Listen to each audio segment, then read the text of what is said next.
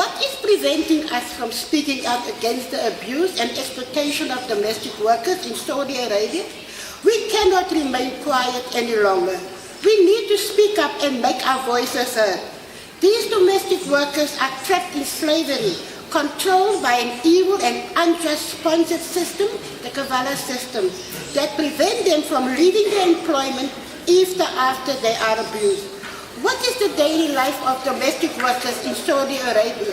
They often work from dawn to late at night, sometimes up to 90 or more hours a week. They often lack food, sleep in the kitchen or in a tiny room. They are not entitled to overtime pay or compensation in the case of work-related injury, and they are not allowed to resign. Unpaid wages, being confined to the workplace, and even employers withholding their passports to prevent them from leaving are among the most common complaints. The Kavala system and the fact that domestic workers are living in the house of their employer make them extremely vulnerable to exploitation, abuse, and slave-like conditions. According to Migrant Rights, 30 or 50 maids report abuse and exploitation every day.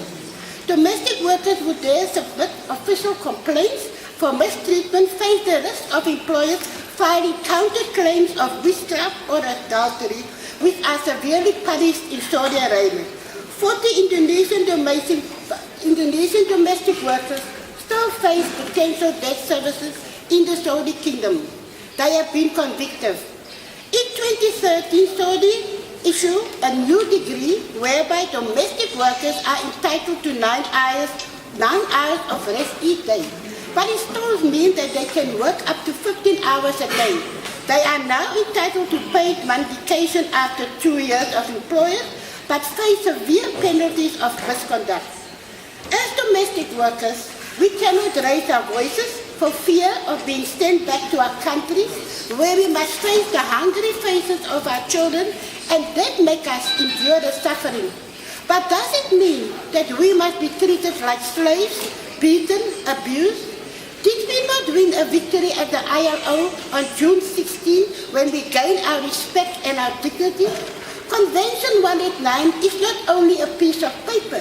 It needs to be implemented to all domestic workers. We cannot remain silent. Our voices must be heard. This is why we launched the International Domestic Workers Federation, to unite domestic workers and to free us all from slavery, including our sisters trapped in Saudi Arabia. And this is the appeal I want to make to this House as a former domestic worker from South Africa. We free ourselves in South Africa. We have got rights, and we can only be free if all domestic workers in this world is free and benefit from Convention 189. I thank you all.